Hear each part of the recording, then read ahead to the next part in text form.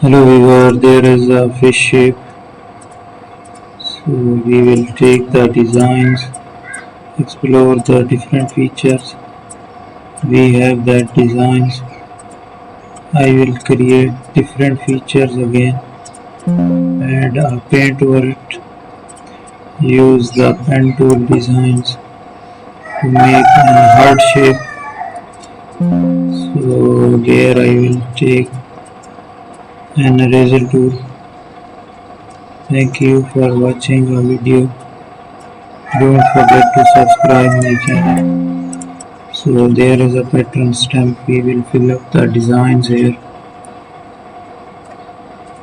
Change the patterns. Use an eraser tool. Thank you for watching.